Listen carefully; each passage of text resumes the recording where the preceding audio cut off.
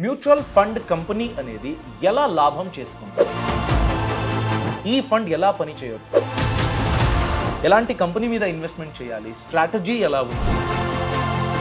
Mutual fund house ఈ అన్ని service ఫ్రీగా ఇవ్వదు.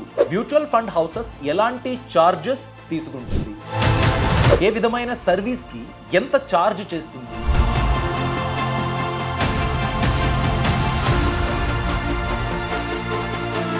మ్యూచువల్ ఫండ్ కంపెనీ అనేది ఎలా లాభం చేసుకుంటుంది? ఎందుకంటే మ్యూచువల్ ఫండ్ హౌస్లో ఒక ఎక్స్పర్ట్ ఉన్నారు, ఆయనకు ఒక టీం ఉంది, అనలిస్టులు ఉన్నారు, వాళ్ళంతా టెక్నికల్గా అనలైజ్ చేస్తారు, హిస్టారికల్ డాటా తీసుకుంటారు. ఈ ఫండ్ ఎలా పని చేయొచ్చు, ఎలాంటి కంపెనీ మీద ఇన్వెస్ట్మెంట్ చేయాలి, స్ట్రాటజీ ఎలా ఉంది, ఇవన్నీ క్యాల్కులేట్ చేస్తాయి. అంటే ఈ ఎక్స్పర్ట్ అడ్వైజ్ ఇస్తున్నారు కదా, అందుకనే మనం పే చేయాల్సి వస్తుంది. ఎందుకంటే మ్యూచువల్ ఫండ్ హౌస్ ఈ అన్ని సర్వీసు ఫ్రీగా ఇవ్వదు. అంటే ఛార్జ్ చేయాలి కదా, ఛార్జ్ చేస్తూ చేస్తూ మన డబ్బుని గ్రో చేయాలి. ఇదే ఛాలెంజ్. అంటే మనకు కూడా లాభం కలగాలి, మ్యూచువల్ ఫండ్ హౌస్కి కూడా మిగలాలి. అంటే విన్ విన్ సిట్యువేషన్ అన్నమాట. అందుకనే మ్యూచువల్ ఫండ్ హౌసెస్ ఎలాంటి ఛార్జెస్ తీసుకుంటుంది, ఏ విధమైన సర్వీస్కి ఎంత ఛార్జ్ చేస్తుంది, దీని గురించి మనం క్లియర్గా తెలుసుకోవాలి. ఎందుకంటే ఎక్స్పెన్స్ రేషియో గురించి మీరు విన్నారు. అంటే ఆల్మోస్ట్ 0.5% నుండి 3% వరకు ఛార్జ్ చేయడానికి అవకాశం ఉంది. సెబీ గైడ్ లైన్స్లోనే ఉంది. దానికి వేరే వేరే టెక్నికల్ రిక్వైర్మెంట్స్ కూడా ఉన్నాయి. అంత డీప్గా మనం వెళ్ళట్లేదు, కానీ ఒక రేంజ్ ఉంది. 0.5% to 3% వరకు ఎక్స్పెన్స్ రేషియో అనేది ఉంటుంది. అలానే ఎలాంటి సర్వీసెస్కు ఛార్జ్ చేస్తారు ఆ లిస్ట్ని చూసేద్దాం. మొదటిది sales and marketing expenses. Mutual fund యూనిట్లను సేల్ చేయాలి. ఇలాంటి ఒక మ్యూచువల్ ఫండ్ హౌస్ ఉంది, ఈ మ్యూచువల్ ఫండ్ హౌస్ ఇలాంటి థీమ్ మీద ఇన్వెస్ట్మెంట్ చేస్తుంది. ఇవన్నీ తెలియాలి కదా, కామన్ మ్యాన్కి తెలియాలి కదా, అందుకనే అడ్వర్టైజ్మెంట్ చేయాలి. అలా advertisement and marketing expenses, administration fees, ఎందుకంటే ఒక టీం ఉంటుంది, ఆఫీస్ ఉంటుంది.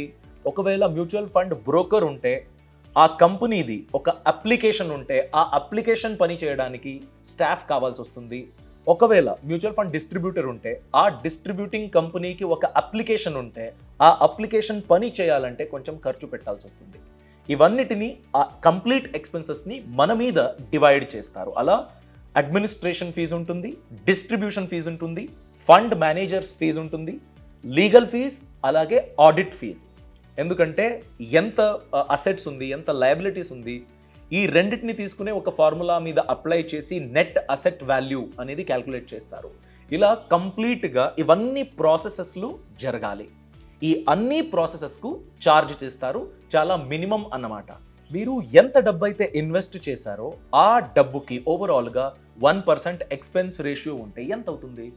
అంటే నేను ఇన్వెస్ట్ చేసింది 8,000 రూపీస్, అది 2,000 రూపీస్ లాభాన్ని తెచ్చుకుంది, ఆల్మోస్ట్ గ్రో అయింది, 10,000 రూపీస్ వరకు గ్రో అయింది. నా పోర్ట్ఫోలియో ఓవరాల్ నా ఇన్వెస్ట్మెంట్ 10,000 రూపీస్ అనుకోండి. ఆ 10,000 రూపీస్కి 1% అంటే 100 రూపీస్ అవుతుంది. 100 రూపీస్ మన ఎక్స్పెన్స్ రేషియో. ఓవరాల్ మన ఇన్వెస్ట్మెంట్ అమౌంట్ ఉంది కదా, దాని మీద 1% తీసుకుంటారు.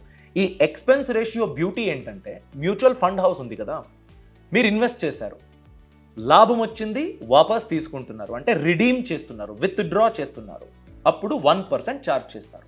అంటే మీకు ప్రాఫిట్ వచ్చింది.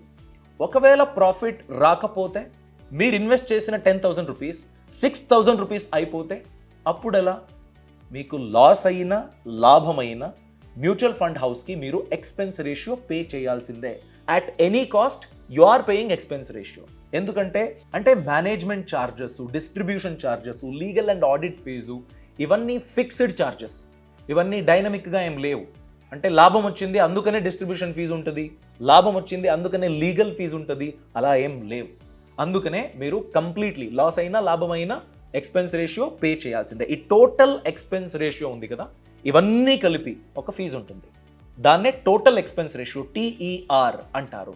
ఈ TERఏ మ్యూచువల్ ఫండ్ హౌస్ ది ఎర్నింగ్ అన్నమాట.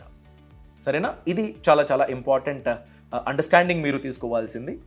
అలాగే ఇంతకు ముందు ఒక ఎంట్రీ లోడ్ అని ఉండేది, ఇప్పుడు ఎగ్జిట్ లోడ్ అని ఉంది. మీరు 10,000 రూపీస్ ఇన్వెస్ట్ చేశారు, 1 year మినిమం ఇన్వెస్ట్ చేసి ఉండాలి.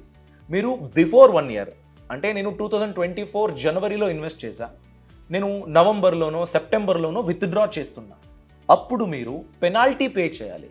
దానికి ఎగ్జిట్ లోడ్ అని చెప్తారు. అలాగే ఇనీషియల్లీ మీరు ఇన్వెస్ట్ చేయాలి కదా, ఇన్వెస్ట్ చేయాలంటే ఎంట్రీ లోడ్ అని ఉండేది. వన్ టైం ఫీ ఒకటి మీరు పే చేయాల్సింది, ఎంట్రీకి ఎగ్జిట్కి కంప్లీట్గా కండిషన్స్లు ఉన్నాయి. ఈ ఎంట్రీ లోడ్ అనే రూల్ని సెబీ రీసెంట్గా తీసేసింది. అంటే ఇప్పుడు మీరు పే చేయాల్సిన పని లేదు, ఎంట్రీ లోడ్, ఎగ్జిట్ లోడ్ ఉంది. అలాగే ట్రాన్సాక్షన్ ఫీ అని ఒక ఫీ ఉంది. మినిమం 100 రూపీస్ టు 150 రూపీస్ వరకు ఈ ట్రాన్సాక్షన్ ఫీని తీసుకుంటారు. మ్యూచువల్ ఫండ్ ఇన్వెస్టర్ లైఫ్ టైంలో ఒకసారికి మాత్రమే ఈ ట్రాన్సాక్షన్ ఫీని పే చేయాలి. దానికి కూడా కొన్ని రూల్స్లు ఉన్నాయి. అదేంటంటే మీ డబ్బు మీరు ఎంతైతే ఇన్వెస్ట్మెంట్ చేస్తారో ఆ డబ్బు 10,000 రూపీస్ కన్నా ఎక్కువ ఉంటే ఆ 100 to 150 రూపీస్ వరకు తీసుకుంటారు. వితిన్ బిలో 10,000 రూపీస్ ఉంటే దాన్ని తీసుకోరు. ఇది సెబీ గైడ్ లైన్స్ అన్నమాట. అందుకనే ఈ ట్రాన్సాక్షన్ ఫీ 100 to 150 రూపీస్ ఉంది. చార్జెస్ వదిలేసి ఈ ట్రాన్సాక్షన్ ఫీ ఇది. ఈ ఎగ్జిట్ లోడ్ అనేది చాలా ఇంపార్టెంట్. ఎందుకంటే ఎగ్జిట్ లోడ్ మీరు రూల్స్ ఫాలో కాకపోతే మాత్రమే పెనాల్టీ రూపంలో మీరు పే చేస్తారు. లేకపోతే ఎగ్జిట్ లోడ్ అనేది కంపల్సరీ కాదు. మీరు ఒక ఇన్వెస్ట్మెంట్ చేశారు, 1 year అట్లీస్ట్ హోల్డింగ్ పీరియడ్ ఉండాలి. అంటే మీరు ఇన్వెస్టెడ్గా ఆ బిఫోర్ 12 months మీరు విత్డ్రా చేసుకున్నట్లయితే, రిడీమ్ చేయడానికి ప్లాన్ చేసినట్లయితే ఎగ్జిట్ లోడ్ అనేది జనరల్గా 1% వరకు ఉంటుంది. ఎంతైతే రిడెంప్షన్ వాల్యూ ఉందో, అంటే మీరు ఒక 5,000 రూపీస్ విత్డ్రా చేయాలనుకున్నారు, ఆ 5,000 రూపీస్కి 1%ని ఎగ్జిట్ లోడ్గా వాళ్ళు ఛార్జ్ చేస్తారు. ఇది ఫండ్ హౌస్ నుంచి ఇంకో ఫండ్ హౌస్కి వేరీ అయ్యే ఛాన్సెస్ ఉంటుంది. సెబీ గైడ్ లైన్స్ కూడా ఉంది. ఆ గైడ్ లైన్స్కి అలైన్డ్గా ఛార్జ్ చేయడానికి అవకాశం ఉంది. జనరల్గా 1% ఎగ్జిట్ లోడ్ అనేది ఉంటుంది. ఒకవేళ మీరు రూల్స్ని ఫాలో కాకపోతే పెనాల్టీ రూపంలో ఉంటుంది. ఇది కంపల్సరీ కాదు. ఈ ఛార్జెస్ గురించి తెలుసుకునేటప్పుడు మీరు సెబీ అంటూనే వచ్చింది. మ్యూచువల్ ఫండ్ హౌసెస్ని ఎవరు రెగ్యులేట్ చేస్తారు? ఒకవేళ మ్యూచువల్ ఫండ్ హౌస్ ప్రాపర్గా రూల్స్ని ఫాలో చేయలేదు, మోసం చేసింది, ఏదో ఫ్రాడ్ అయ్యింది, ఆడిట్ ప్రాపర్గా లేదు, మనకు 10 units ఇంత రేట్ అని చెప్పారు కానీ అలా లేదు, ఏదో ప్రాబ్లం ఉంది, డివిడెండ్ ఆ కంపెనీకి వచ్చింది, కొన్ని షేర్ హోల్డర్స్కి ఇచ్చారు, మనకి ఇవ్వలేదు, ఇలాంటి డౌట్లు ఉన్నాయి. ఎలా దీన్ని క్రాస్ చెక్ చేయడం? ఎవరు మ్యూచువల్ ఫండ్ హౌసెస్ తప్పు చేస్తే ప్రశ్నిస్తారు? ఇన్వెస్టర్ ఇంట్రెస్ట్ని ప్రొటెక్ట్ చేయాలి కదా, ఆ పని ఎవరు చేస్తారు?